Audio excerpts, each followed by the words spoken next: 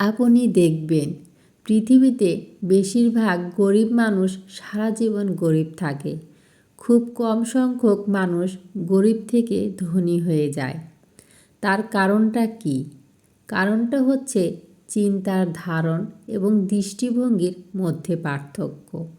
আজকের ধনী এবং গরিব মানুষের মধ্যে চিন্তাধারায় কী পার্থক্য সেগুলো নিয়ে কথা বলবো। প্রথমত, গরিবরা দোষ দেয়, ধনীরা সমাধান খোঁজে। জীবনে ব্যর্থতার দায় যদি সময় অন্যের ঘাড়ে চাপিয়ে দেন, তাহলে উন্নতি কখনোই আসবে না।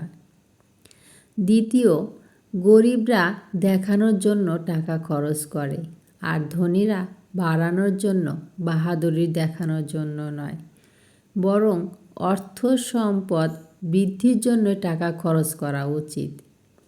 তৃতীয়, গরিবরা সময়কে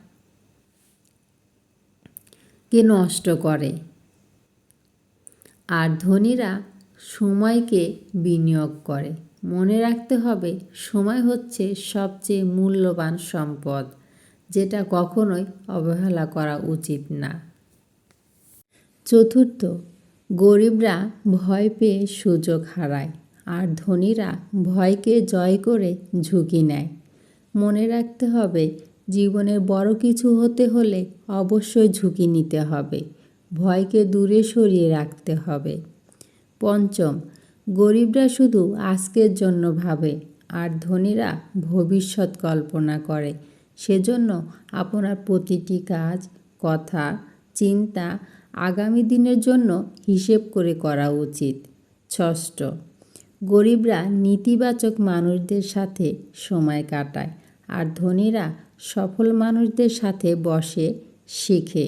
মনে রাখতে হবে, পরিবেশই একটা মানুষকে গড়ে তোলে।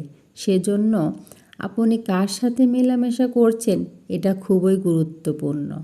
সপ্তম, গরিবরা সহজে হাল ছেড়ে দেয়, আর ধনীরা শেষ পর্যন্ত লড়াই করে। মূলত সফল এবং ব্যর্থ হওয়ার মধ্যে আসল পার্থক্য এখানে। যদি সহজেই হাল ছেড়ে দেন, তাহলে কিভাবে গন্তব্যে পৌঁছাবেন? তাই এখন থেকে আপনার চিন্তাধারায় এবং দৃষ্টিভঙ্গি পাল্টিয়ে নিন।